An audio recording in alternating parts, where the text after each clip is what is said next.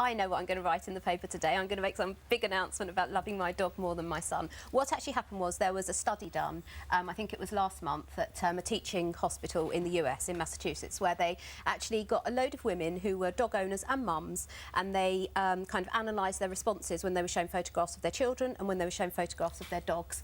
And the majority of the women actually had more of an emotional response to the dog than to the child. So that's just the background about why I wrote it. And when I was reading this first research, the research notes on this, I thought, well, yeah, absolutely, that's me. I can totally and utterly relate to that, because I think the thing is, obviously, I love my son, but my son's sort of like, you know, he's 11 and a half now, he's at senior school, he's kind of like, his independence is growing, he's moving away from me. Do you know what he is? He's human. Of course. And therefore he's got faults. Yes. Whereas a dog is conditioned. No. No? No. With the dog is forever in this kind of like newborn state. You know, when you have your new baby, right, you have your beautiful new baby, you hold it in your arms, all you do is look at it and adore it, and just, you know, you're just constantly telling the new baby how much you love it. Those new babies, they grow up and they become sort of like strapping 11-and-a-half-year-olds. They become stroppy. They become stroppy, they come through the front door and fling their dirty football kit at you, they sort of like respond with grunts and kind of like, Yeah, but they don't poo on the floor, do they, or we? Nor does my dog. I think you need to do a bit of training with your Maggie. Ours did this week because somebody fed her a whole packet of Wotsits. Don't even go there, because that will start. You told me not to eat them all. I just gave them to them. Anyway, that's But the point I'm making is, with my dog, she's kind of like suspended in that sort of like newborn baby stage, if you like. So, you know, my response to her is always adoration. There's your dog, lovely Matilda. The only reason Matilda's not here, she's quite excitable, and she just wouldn't sit still. Not like our dog, who was very well behaved when we brought her in. Celebrity dog we have. Yes, she was very... Do you want to have a look at our dog being really well behaved? Go on then.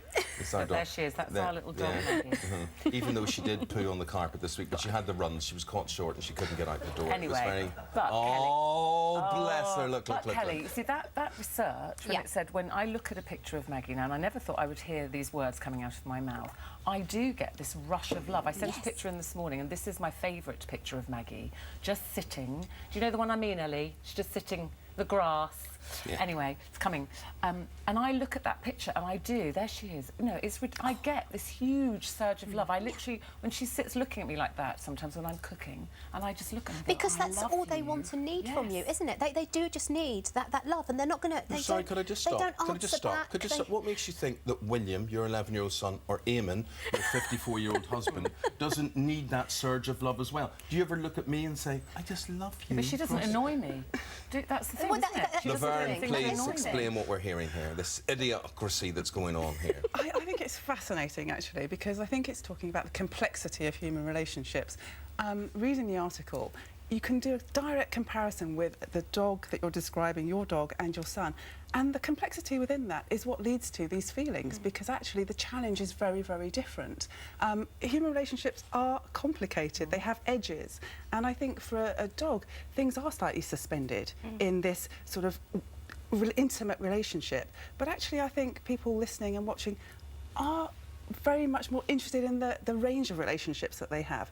And I noticed that you said, actually, sometimes you love your dog more. Yeah. And I think that's just it. Sometimes it's easier to have these less complicated relationships. We've had a lot of comments in already, thousands actually, and Veronica and more said, I love my dog as a dog, but put him before either of my sons, no, that would just be stupid. That isn't what owning a dog is all about.